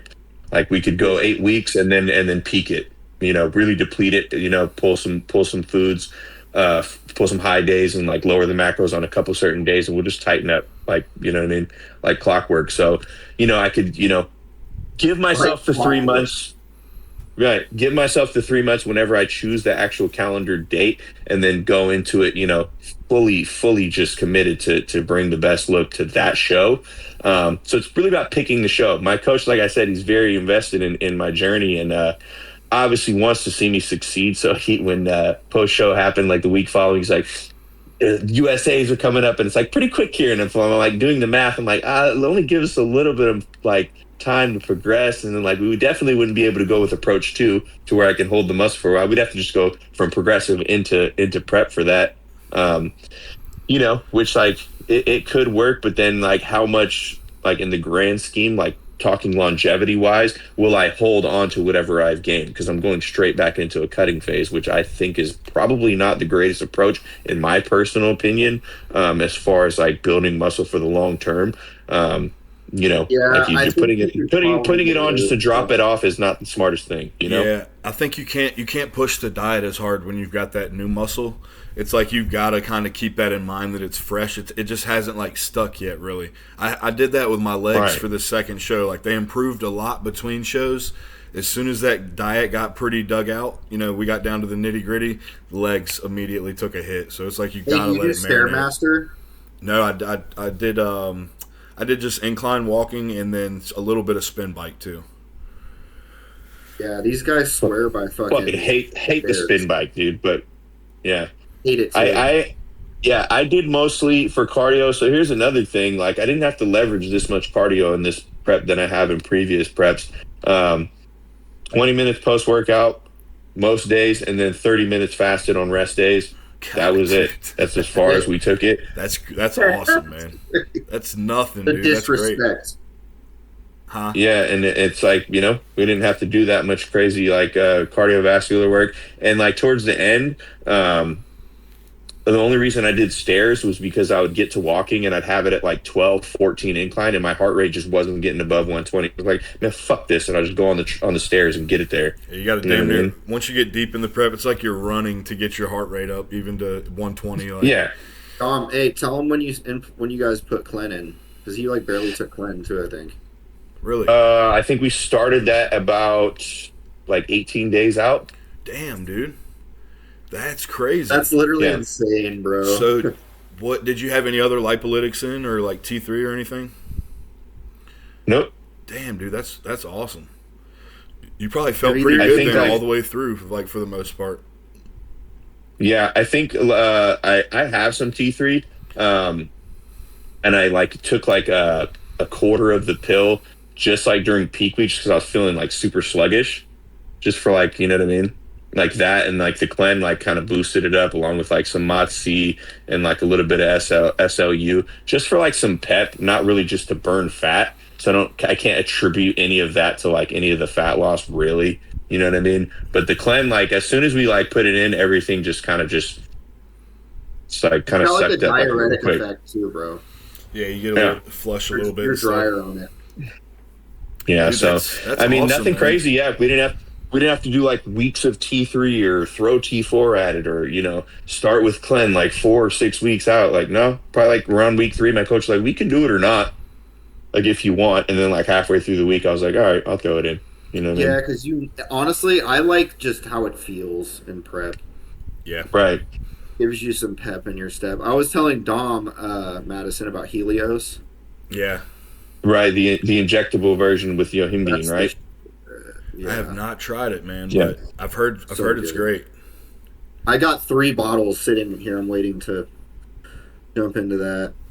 I would imagine it'd give you a little bit of kickstart in the morning, especially if you're. It's like, and it's nice.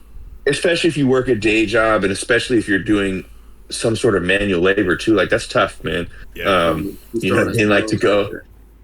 Right, so it's like fucking probably a great thing to implement to get you through your fucking day and actually make you have the motivation to get in the gym. Yeah, I noticed a huge difference in 1 week of doing like cardio in the morning with SLU at a reasonably high dose and SS31 at 2 milligrams a day, but the SLU being at 60. fasted. Are you also taking Mot C with these protocols? No, I haven't been taking Motzi. So I've done a little bit of research and I've come to find out that apparently SS31 and MOTS-C are very synergistic put together as far as like on a mitochondrial support, level. So experiment with that if you will. Even a milligram of MOTS a day with whatever SS31 protocol you're running might get you there later on as you get a little bit more, lower weight and not feeling so great. I've ran them together and I understand what you're saying, and they are synergistic. I think you can also get away with doing what I'm attempting to do, which is you do one then the other, because the SS31 like builds up the mitochondria, apparently, like rebuilds them, and there's actually like a direct effect like in your output and like how you feel from that. It feels like MOTS-C, to be honest. And then you can run the MOTS-C, which enhances the repaired mitochondria that you just repaired with the SS31. So you're building more with SS31 and then like enhancing them with the MOTS-C. And I'm running SS31 because the SLU is high too, and like that kind of I think can be damaging to mitochondrial health. I don't know. With the SLU being high like that? Yeah, just for an extended period. But I mean, I just started it. It's been like a week of doing that, But I noticed. How's your sleep and everything still good with all that in? Great, yeah. Okay. Great. Nice. It's like the most important part. I'm really a fan of this SLU, man. I haven't tried the SS31 or the MOTS-C yet, but I'm definitely a huge fan of the SLU. Dude, yeah. I like SLU, SS31, all of them. Honestly, they're all pretty... I think it was Nick Walker was raving about SS31 here recently on one of his videos. He was talking about using that like currently right now for his prep, and just like talking about the energy and the way he felt on it and shit was amazing. Even digging calories low and stuff. So nice.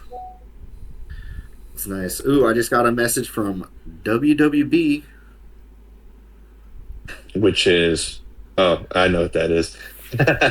So our Chinese friends. Yes. So speaking, you brought up Nick Walker, man. I like really kind of like him as a bodybuilder. Like his whole physique, like, is obviously not the most aesthetic thing, but I feel like at some point, like, bro's like just monstrosity, like, deserves to be rewarded in some way, shape, or form. And every time I think about it, I get a little bit sad because I'm like, there's a real possibility that he never really wins anything big beyond when he won, what do you call it, in the last couple of years. What did he win, Sean? That the prestigious, was it the Arnold Classic or it was the Nick? I think he won the won the Arnold. He won New York last year too. In New York Pro. Yeah. But like, I'd like to see bro like get like top 5 status again at the Olympia, man. He's just like kind of like a people's champ for me. I was gonna say he's like a bodybuilder's bodybuilder, man. Like if you love bodybuilding, then you respect the fuck out of him because it's just like it's so impressive. Like the amount of just mass, like that's like nobody else has done that other than maybe like Kai Green. I think it was like that. Just pound per square both inch. Of those guys are my height, which just blows my mind. Yeah, like Kai and Nick are both like 5'6", 5'7" fucking guys, if not shorter. You know what I mean? I was just thinking about the other day when I first got into lifting. You were like, you mentioned something about steroids, and you're like, "That's Kai Green's cycle." What was that? It was like, oh man, it's a long time. I know what you're talking about too, but I read it somewhere, and then now thinking about it in hindsight, it could just be bullshit. You know what I mean? That somebody wrote. You know what I mean? Because who really knows? It was like something extremely wild, but I mean, who really knows? I don't doubt it. That dude ate 800 grams of protein a day or something like that. Yeah. Yeah, he's a big guy, dude. Kai's physique in his prime was like, doesn't really get much better. Just unfortunately for him, there's a person in this world named Phil Heath. Yeah. You know what I mean? So, like, what are you gonna do? Yeah, you can't beat that shape, man. And he had the muscularity too. But if you if there was a division, like, I don't want to say add another division, but like, there should be something for like the freaks. These guys that are like just pounds per square inch are like unhuman. Like, it doesn't even make sense. Because like Kai Green, Nick Walkers, who else is like that? Like There's a guy named I Angel mean, something in 212. Angel, Calderon or something like I'm, that. I'm not quite sure, but I mean, even I know you're talking like about. an Andrew Jack is also like another person who's like he's obviously on the other spectrum because he's really tall, but like that guy's just a freak of fucking nature looking too. It's like Yeah. how Ugly. is that a human being, dude? Yeah, he just looks like something that you would see in like a comic book, dude. Like it's an action figure. Yeah, pretty crazy. And then I start thinking about like presentation on stage and how much it really mattered when I was watching the previous Olympia. And it's like sometimes I feel like they have their mind made up, way earlier in the day about who's going to win. And it's like kind of like shitty for people to kind of nitpick and say like, oh, well, their presentation wasn't this, or oh, they didn't hold the crowd, or oh, they didn't get the judges' attention. It's like, honestly, brother, I think they found their winner earlier in the day. And this is all just kind of for Yeah. show at this point, Yeah, it's like when that when they walk out for prejudging, they kind of pick somebody immediately. I hate to say that. I would love to think that, they get to earn it in the posing rounds and shit. You can pull through. Yeah, but it's like it's Mm-hmm. when somebody's on, they're on, and when you see that, like you just know when somebody's winning. You kind of can tell. Right. That's like the guy who was he got first in my class at nationals. Even backstage, like you kind of like, at least from my point of view, as soon as everyone started getting ready and the trunks came on, and they're calling classes, obviously A is first, so he was one of the first guys to start getting ready with myself. You kind of knew, or I kind of knew, like that's the guy to beat. If like there was a guy to beat here today, it's that guy. And he ended up winning the overall. He beat all the rest of the classes as well. Yeah. So like it's like you said, like you kind of know when a guy's on. And I saw him, and I was just like, purely based on shape and like his conditioning was pretty top tier. Like it maybe could have been a little bit tighter, like by fractional at that point, but his shape was just fucking insane. And like I saw him get into his back pose, and I was like, yeah, that's what it's supposed to look like, right? So like it's kind of like, yep, this is the guy to beat. So Look like, yeah. yeah, so like it's like you kind of know from the gate, like, all right, unless you trip and fall or like fucking die on stage, you know what I mean, god forbid, like you got this, brother. Like that's kind of like how you know. And in my first show ever in 2023 in Santa Cruz, I knew immediately who the winner was as soon as we started getting ready. Yeah. I knew immediately, and he won the and he's a pro now. Great bodybuilder, super sick physique, but and that was his very first show. He won the true novice open and overall. And you knew as soon as he peeled his shit off and put his shorts on, you're like, yep, that's the guy to beat today. You kind of just know. That's been my experience every time. Except for in April, I felt like I was that guy, if I'm honest. In April, I thought kind of like when I was backstage, I was like, I'm the fucking guy today. You know what I mean? And I got beat by one guy. He's actually a pretty good friend of mine. I've known him since high school. It was really random that he actually switched his show from Contra Costa to that show, which was a month earlier. And we battled it out for the overall. It was me and him, and they gave it to him. He had a really good aesthetic look. Definitely came in more conditioned. But I mean, when you got that crazy big arm, big shoulder, big chest shape with like that nice little spin in your hips, for men's physique, that's kind of what you're trying to achieve on stage. And he did it, and he got it. And he was really worried too, backstage, because they shifted him out of center in the call outs in prejudging. Mm-hmm. And he was worried. He's like, they moved me out of center. I don't think I got it. And I was like, brother, you got it. I was like, honestly, like, and like we look back at like videos, because somebody sent him a video of like the lineup, and I was like, you got it. I was like, these guys aren't beating you. And then he's like, but they moved me out right here. I was like, I'm gonna be real with you, I think they moved you out just to see who 2 and 3 are. That's it. Yeah. And sure enough, when he went back out for finals, he got it. You know what I mean? And then he went against my first show was like that, man. They moved me from the middle to the side, and I was like, fuck, what happened? Like I started kind of panicking in my head. And then, you watch the video back, and it was like, oh, wait, they had to get these other guys. They wanted to make a comparison to see the second place. They want to see those guys side by side. You know what I mean? They can't do it if you're in between them. So they, you know what I mean? So they just shift you over one. But when you're on stage, you can't like see it all. So you're just in your head. You're like, oh shit, what did I do wrong? Am I like, do my poses look off? What's going on?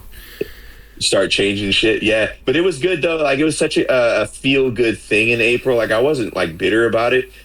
I was like, today was your day, because he came up to me after and he's like, man, I thought you had me, and I was like, man, this was your show, and it was good because his family was there, and he's been competing for a long time. Took a long time off, had some personal stuff going on. He actually had a really cool meal prep business. Pretty sick. Like I'd been following his journey for a while, and then it all made sense why like I didn't see that content for a while, for like years. I was like, whatever happened to like his meal prep thing? And then he told me like how like it burnt down, stuff like that. So like it was his day to shine and like enjoy that with his family. You know what I mean? Because I'm a man of God. You know what I mean? I feel like God does a lot of things for you and like puts like things in your path for you to kind of like appreciate moments a little bit more and kind of keep your journey going. And like I totally was not bitter, but I will say that when I fucking was backstage, I thought I was that guy. Like I was the guy to beat on that April day when I competed. Sean I thought was he there. was too, to be fair, dude. But I'm probably biased. Right. that's that mindset you got to have. But the fact that you were, grateful that your buddy won, and like the introspectiveness that you had to like be grateful for him in that moment. That speaks highly of like who you are as a person. You know what I'm saying? You're not just like bitter that. and fucking salty that you lost. You're like, nah, man, congratulations. The better man won today, but I'm coming back next time swinging. Don't worry. Yeah, and I did that shit. Yeah, definitely, dude. You've been killing it, man. Thank you. Yeah, I'm excited for this year, man. I'm excited for this year. I'm like, we know we're doing at this point, and like I said, the whole experience with my coach last time, like it instilled so much confidence in me having him as my coach, because he just dialed it in. Like fucking, I just saw like you ever see the meme where like it's the lady, she's like this, and there's all the algebra and shit going on behind her head. Yeah, you know what I mean? Like that was him as he was like looking at me and calculating the macros for the next meal. He's like, yeah, but actually, let's do this. And then I would just fucking wait this much, you know what I mean? And we just went, and it just fucking just kept getting like prettier and prettier. That's why I sent you that video of the night before. Like we found some cool like neon lights right outside the convention center, and like that night before look was like better than anything I had seen, like even all during prep. Obviously, the first coat of tan got thrown on, but like we fucking shot it, dude, and like we shot it good. It's fucking really nice. Cool. I was was going to look at it real quick. I forgot you sent that. Yeah, it's a really cool look. Like that video really highlights how like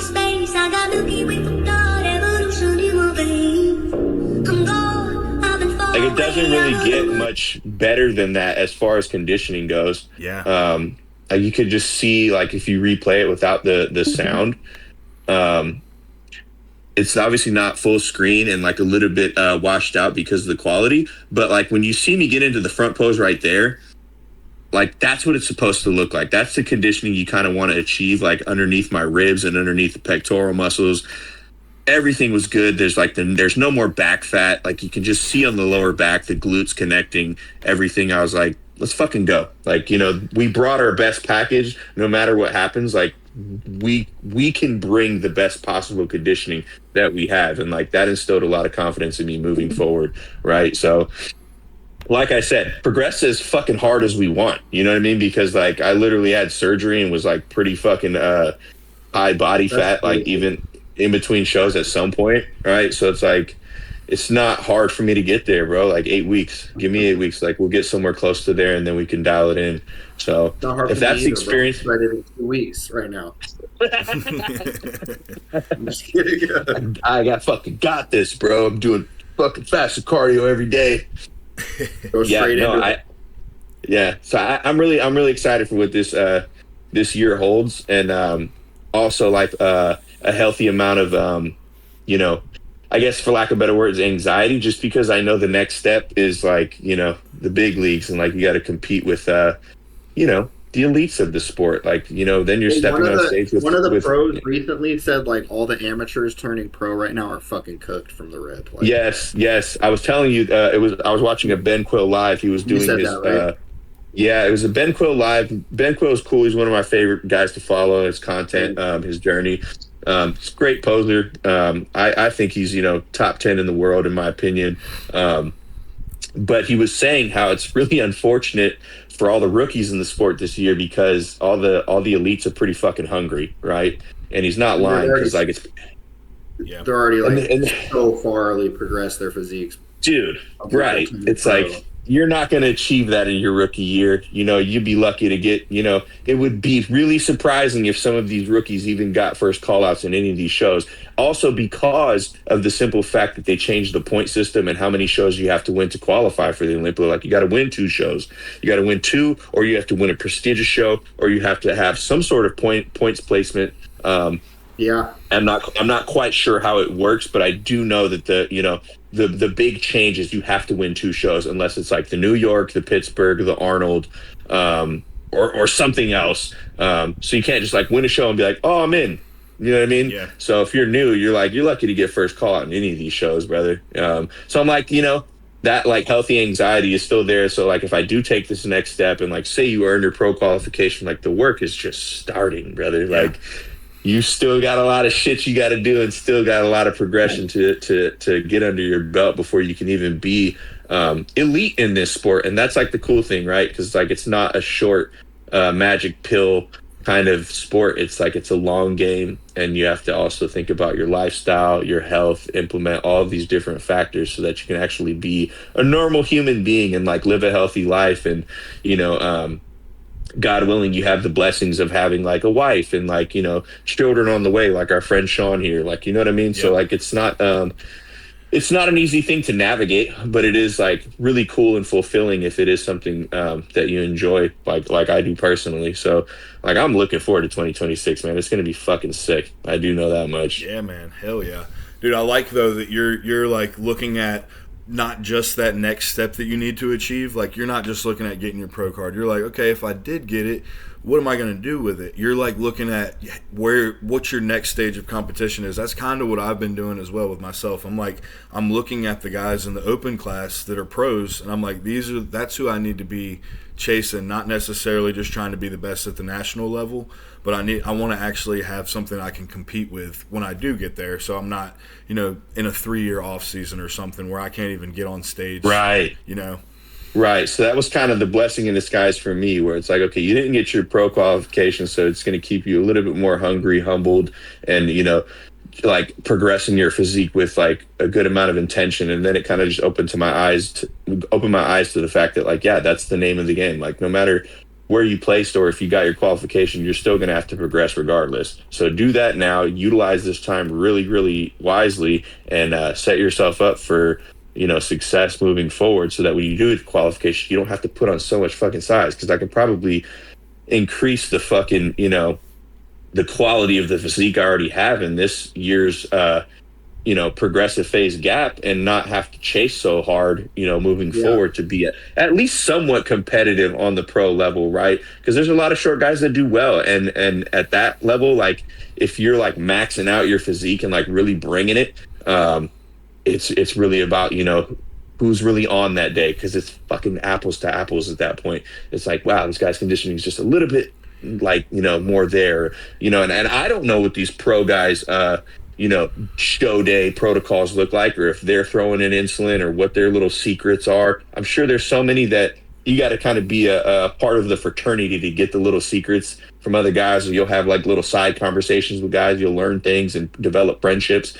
It's like that's like a cool thing to look forward to, if the journey continues and goes how I want it to go. It's just kind of cool that like Just listen to us, bro. We'll tell you the drugs to take.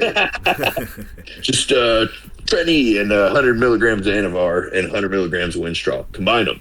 It's like, Combine the two. I'm not gonna do that. 100 mgs of Halo. Fuck it. Let's let it rip. Hey, fellas, I got a few things I got to handle. I got to jump off. All right, man. Okay. It's been a pleasure. Yes, sir. Yeah, man. It was awesome fucking getting you on here, Dom. I was about to say having y'all on here, but Sean, we've been doing this thing together. So, dude, I'm glad you came on. I appreciate you guys. Yeah, I appreciate you guys for having me, man. Let me know, what the future holds. I wish you guys a lot of success on this podcast, and I enjoy watching it. So keep doing this shit, man. Yeah, man. We'd love to have you back on too, man, for sure. Keep up with your journey. Yes, absolutely. Yeah. Absolutely, fellas. Yeah, we need to see you when you're 10 pounds up from your current, body weight. What? With the same condition next time, all right? I'll bring it. I will. All right, fellas. Y'all All be right, good. guys.